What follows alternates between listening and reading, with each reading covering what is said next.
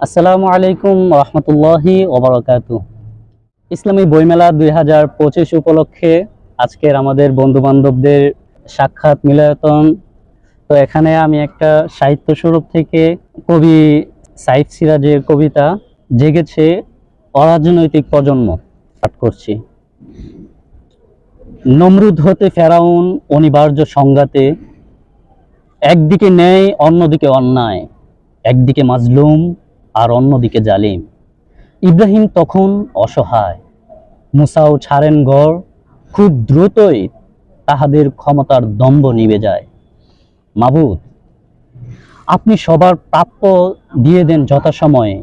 আবুল আহাবের 2 হাত ধ্বংস করেছেন, আবু জাহেলে অহম করেছেন চুরমার, উতবা সাইবার সক্ষমতার সব করেছেন শেষ। আপনি তো ছাড় দেন কিন্তু ছেড়ে দেন না। অত্যাচারী জালিমের প্রতি আপনার ক্ষোভ কখনোই কমে না মালিক। সেসব জানি তো, মুসলিনি হিটলার থেকে কেউ বাঁচেনি, কাউকে ছেড়ে দেননি, সবাই গিয়েছে অন্তে। পৃথিবীর বাঘ বদলে যাচ্ছে, অধিকার প্রশ্নে জাগরণ হচ্ছে একদম নিরেট অরাজনৈতিক। আর সব সয়ে যাওয়া নাগরিক জাগরণে কি ঘটতে পারে সেসব জানার কথা ক্ষমতা।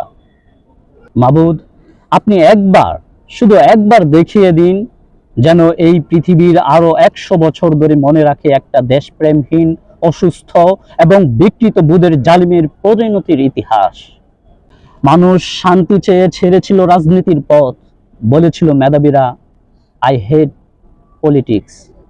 অথচ এক আজদাহার সর্বভৌমক আক্ষুষ ক্ষেপণায় কবিতার খাতা থেকে, জ্যামিতির বাক্স থেকে, উপন্যাসের চরিত্র হতে ভবিষ্যতের স্বপ্ন ফেলে, চাকরির পরীক্ষা ফেলে, রক্তচক্ষু উপেক্ষা করে, জীবনটাকে বাজি ধরে, হল থেকে, ঘর থেকে, প্রয়সীর ছায়া থেকে অরাজনৈতিক প্রজন্ম নেমে এসেছে রাজনৈতিক অন্ধকার দূর করে দিতে।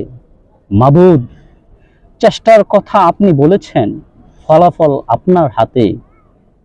তারুণ্যের সঙ্গে নামিয়ে দিন সেই বদরের ফেরেশতাদের। ন্যায় আর অধিকার হেরে গেলে মৎসন্যায় ফিরে আসে, মানুষ তখন শুধু এক সংখ্যা।